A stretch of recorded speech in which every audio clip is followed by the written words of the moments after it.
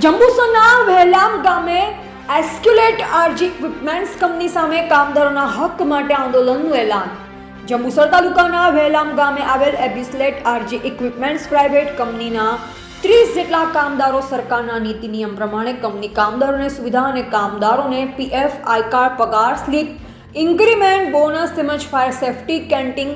Medical સુવિધા આપતી નથી અને કામદારનું શોષણ કરે તે બાબતની કંપની મેનેજમેન્ટ ગેરવહીવટ કરે છે અને કંપની માલિક અને મેનેજમેન્ટ કોઈપણ સરકારી અધિકારીની બીક રાખ્યા વગર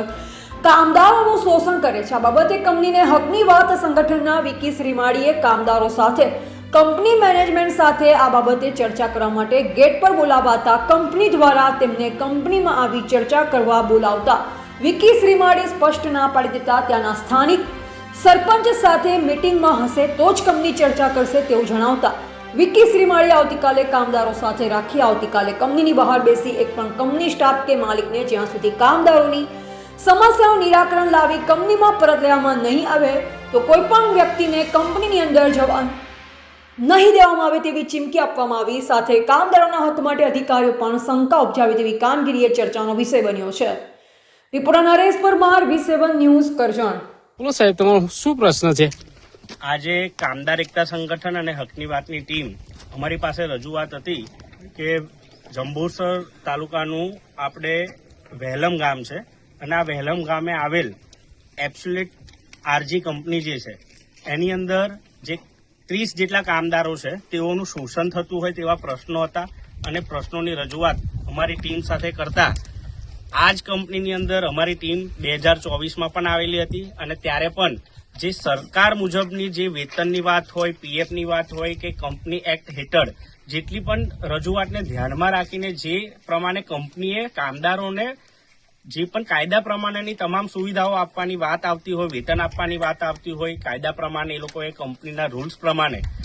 જે સરકાર નક્કી કરે તે કામદારને સુવિધાઓ આપવાની હોય તેનામાં ક્યાંક ને ક્યાંક શોષણ થતું હતું. એની રજૂઆત કરી હતી અને રજૂઆતને ધ્યાનમાં રાખીને 2024માં પણ આ જ કંપનીએ લેખિતની અંદર આપ્યું હતું કે આ તમામ સુવિધાઓ અમને તમને કામદારોને હિતમાં આપીશું. અને ત્યાર પછી બરાબર 1 વર્ષની ઉપરાંતનો સમય થયો. આજે 2025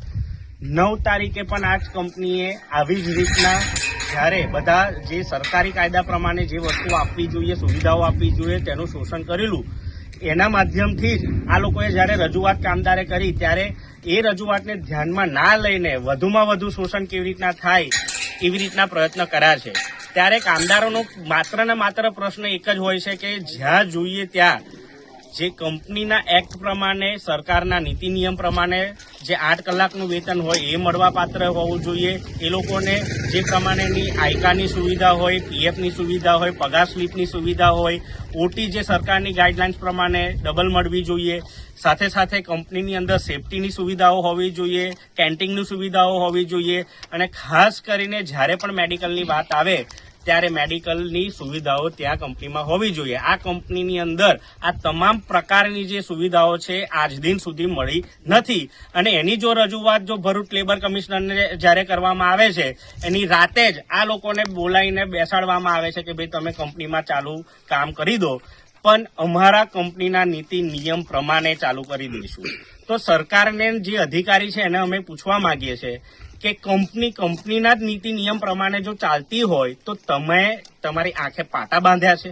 કેમ તમને આ દેખાતું નથી? એટલે અધિકારીઓ પણ આની અંદર સંડોવણી થઈ હોય એવું ચોક્કસપણે અમને દેખાય છે. અને આ એક કંપનીની વાત નહીં, સમગ્ર ગુજરાતની અંદર આવી રીતના પરિસ્થિતિ ઉત્પન્ન થાય છે કે અધિકારીઓ જ ચોર હોય છે, અધિકારીઓ જ કંપની સાથે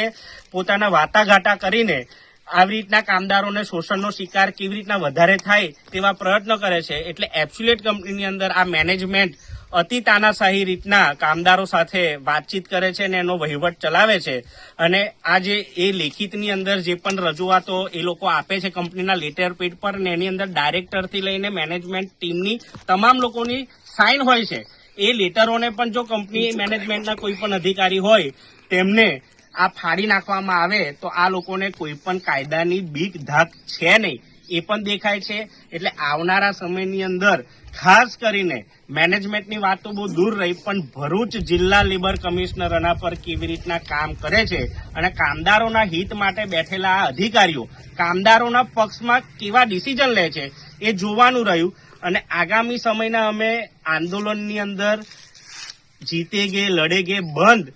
આવનારી સમયની અંદર આ કંપનીની અંદર જો નીતિ નિયમ પ્રમાણે જો 30 કામદારનું શોષણ કરે છે અને આ લોકોને સાઈડમાં રાખીને કોઈક બીજી ભરતી કરશે તો હું વિકી શ્રીમાળી હકની વાત સંગઠન કામદાર એકતા સંગઠનને સાથે રાખી એક પણ કર્મચારીને અહીંયા આગળ ઘૂસવા નહીં દઈએ તેની તમામ જવાબદારી ખાસ કરીને ભરૂચ જિલ્લા લેબર કમિશનર અહીંના વહીવટી મેનેજમેન્ટ એ તમામ લોકો રહેશે કેમ કે આ 30 જણને જો શોષણ થતું હોય તો નવા વ્યક્તિઓનું પણ શોષણ થાય અને એ શોષણ અમે થવા દઈએ નહીં. જય હિન્દ. બોલો સાહેબ, તમે શું કહેવા માંગશો?